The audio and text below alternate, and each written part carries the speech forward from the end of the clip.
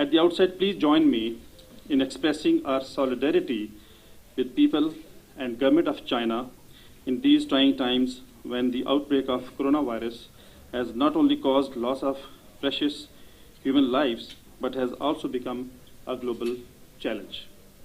We know that resilient China will deal with the challenge and emerge even stronger. China-Pakistan Economic Corridor is a mega initiative that has created a great synergy between Pakistan and China. CPAC has certainly helped Pakistan transform and bring tangible economic and social benefit for Pakistan. However, since its inception, CPAC draws conflicting interpretation of its various facets. Critical appraisal of CPAC comes handy from across the world. Friends term the project as a beacon of hope that has promise of prosperous Pakistan with enormous development prospects impacting lives of millions of people. Critiques, on the other hand, see it as a hyperbole economic initiative that could potentially turn out to be a mere trap, causing substantial economic stress for Pakistan. Facts are mostly twisted to suit a certain narrative. In recent months, concerns have been raised about lack of transparency, debt burden on Pakistan, high cost of projects, and accountability issues in CPAC projects. These concerns have turned into propaganda to make CPAC more controversial. Objectives of today's public talk is to reflect upon Pakistan-China relations and next phase of CPAC with a view to put down all the falsely constructed narratives and misconceptions about CPAC. I'm very honored to be in this public talk on Pakistan-China relations. Just now I had a very short session with the Institute about the coronavirus. But before the topic, I want to a little brief because a large number of audience. So I think that I'll just make 3 points. One, China right now is in a very difficult period when we are fighting against this coronavirus. But we appreciate a lot the support, the solidarity, and the assistance from the Pakistani government and the Pakistani people. This is a very strong strength for us to deal with this challenge. Second, the situation is still developing. I can't say it is under control, but indications have shown that some positive changes. We have less confirmed cases, we have less suspects, we have more cured. So with the help of the international community, in particular countries like Pakistan, we are more confident in winning over these diseases. And thirdly, the Chinese government is closely working with the Pakistani government in looking after and attending the temporary difficulties and concerns of the Pakistani community in China, especially for the students in Wuhan and the Hubei province, where the affected are most serious. We will look after all of you, more than looking at our own citizens. I think that this is also just now our president assured Prime Minister Imran Khan during their television conversation just now. Since the topic is about Sino-Pak relations, so I just basically I think I want to a little elaborate our bilateral relationship, how China looks at our relations with Pakistan. This is the year of our 69th anniversary. Next year, 2021, we will have our 70th anniversary of the diplomatic relations between China and Pakistan. Pakistan was not the first to have these diplomatic relations, but Pakistan was the first among those countries who recognized New China People's Republic. I think the recognition came as February 1950. But of course, to establish the diplomatic relations takes some more time for us to go through these procedures. But during the different historical stages, our relationship has undergone a different kind of dynamics. But for the past almost 70 years, right now, we are very proud that Pakistan is the #1 friend in the international community, especially in the neighborhood. Pakistan is the closest friend and valuable friend, most valuable friend of China. Neighbor, we means that we live together. We are bounded by nature. So we definitely, China has totally 24 neighbors, both through land or through maritime. But I should say that among these neighbors, Pakistan is our best neighbor. So this relationship, first is, for example, in 1963, we have the border agreement. We finalize any kind of things. Starting from 81, among the first, we started the trade relations. Second, we say Pakistan is our best friend, a good friend relations with Pakistan. By friend, it is basically the policy level that we adopt always a friendly policy towards each other. Both nations, we have the different social systems, we have the different histories, we have the different environments.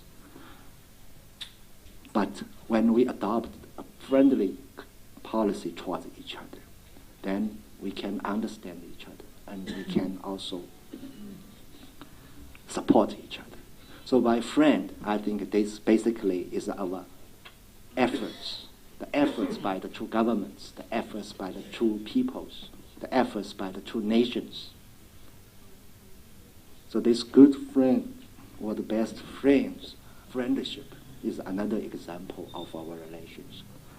The third characteristic or the feature we call is a good partner. Good partner, we means that we have a common cause. We have the common orientation of our nation building or nation construction. I think that is the peace and development. But I think both countries recognize this is the main themes of the world, of the region too. So we work together as a partner to promote the regional peace and stability. We work together as a partners to promote regional and international justice. We work as partners to promote the economic and the social development, not only for our own two countries, but also for the region, for the world. So as a partnership, this is also well demonstrated in our CPAC cooperation. I will come to CPAC later on. And finally, there's another relationship. We call both, we are good brothers. And President Xi, during his 2015 visit, we call the Iron Brothers, that's modern brothers. By establishing a kind of brotherhood, I think that we give our emotion in it. We give our sense of family in it. I think that is a kind of bloodline relationship with Pakistan now. So the relationship between China and Pakistan has this kind of features, has this kind of characteristics, that definitely it gains a special attention from both countries, but naturally special attention from the other countries or other regions. Right now, the global situation is quite complicated. With 40 years opening and the reform by China, right now China's economy has reached the second position.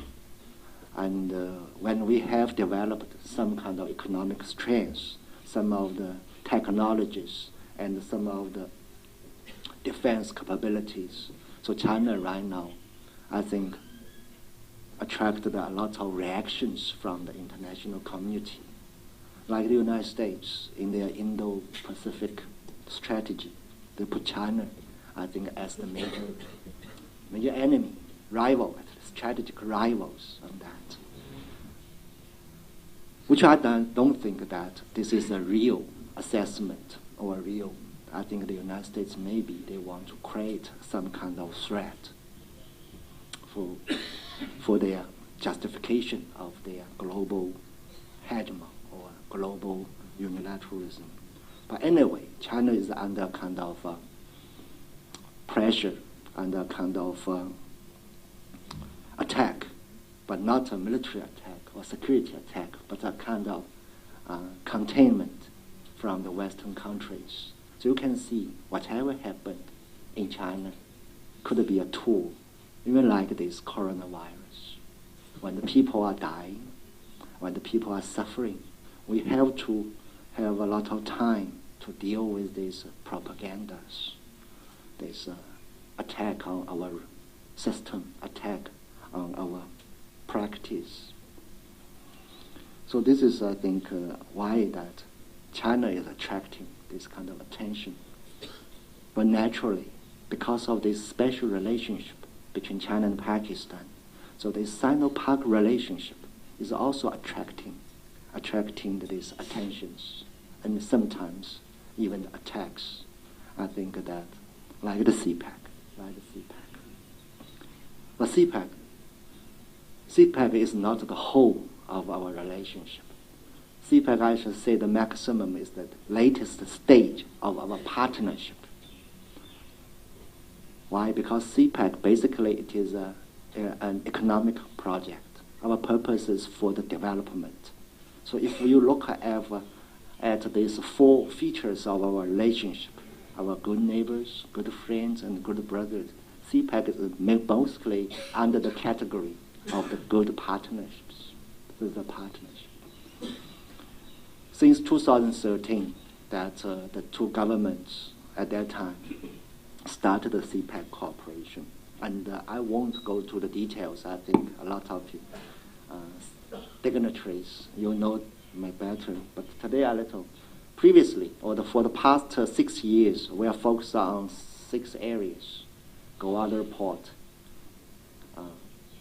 communication and transportation, power generation, and SEZ, Special Economic Zones. So after 5 or 6 years, right now, totally, I think 16 projects have been finished. There are still 16 projects are ongoing.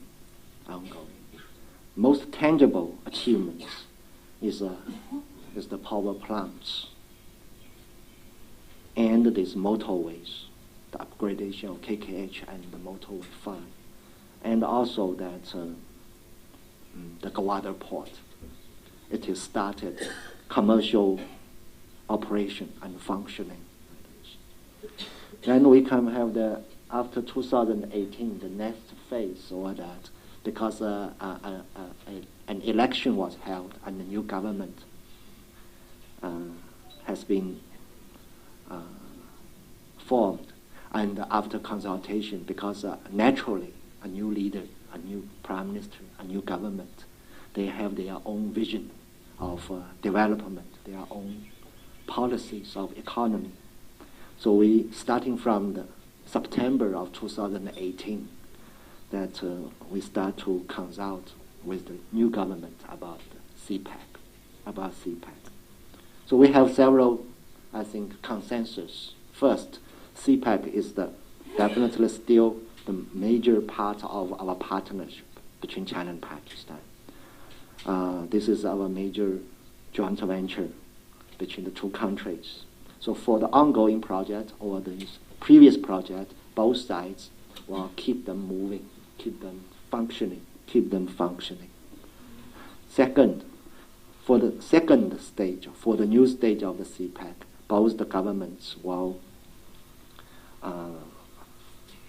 start the planning and the scheduling after different sectors consultation.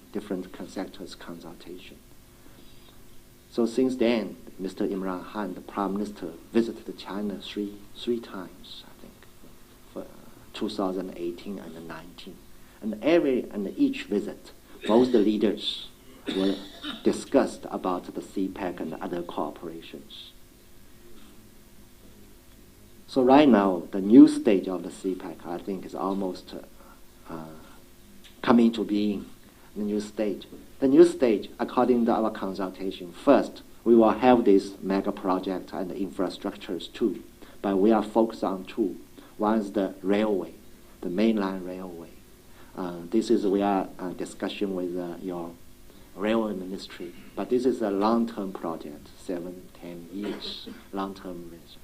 Second is that still because of the shortage of the electricity here, so we are working on some hydropower stations in your northern part of Pakistan. And also we are also having some new energy projects, so solar or wind, this second. But the new aspects of the CPAC basically, I think, demonstrate Mr. Imran Khan or the current government's vision of economic. First, they think that we should engage more the private sector. So more focus is given on the industry cooperation. So during the first visit by Mr. Prime Minister to China, we signed a framework on the industry cooperation. In the previous stage, we do have this SEZ, Special Economic Zones, but it was a little slow. So right now, after this years, only one SEZ, Rashkai in KPK province, has been finalized. For them today, I just met this hair group, who is have a SEZ in hair group. They start to export to Nigeria. I think this is good, that the products are going to, and this share is from their headquarters market share, that they shift some manufacturing because of maybe coronavirus. My virus, they could not produce enough like TV sets. So they shift here and they produce and send it to Nigeria. So like right now, I think it's a little less organized. But for the next stage, for example, for the new stage of the CPAC, for all these industrial cooperation, all these, I don't think that this kind of things will happen again. Basically because they are all the localized projects. They are localized projects. They are talking about some kind of transparency.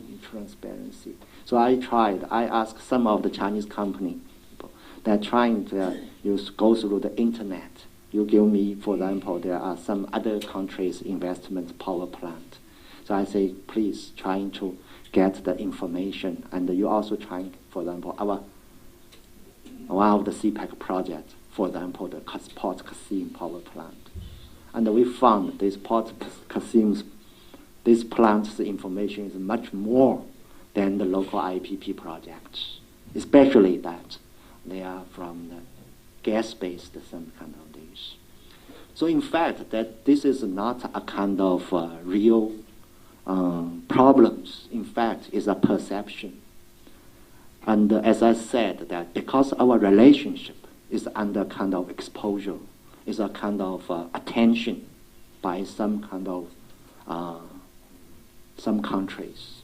So whatever you do, whatever you improve, you will never be well received or looked at by these countries, because their starting point is just want to defame you, give you this bad thing, like in China right now. So here, I would like to say is that because I also found a lot of local, domestic in Pakistan, domestic and local suspicions and things.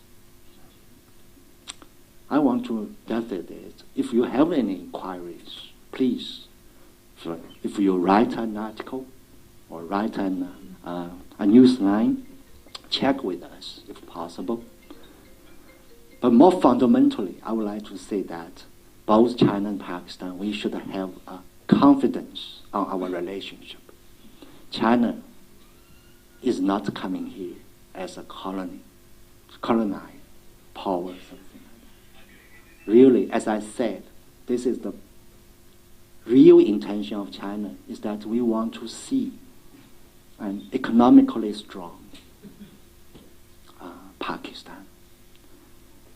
A really strong Pakistan, because we think that China's development could not be sustainable without the development of the neighborhood, in particular with our partners like Pakistan.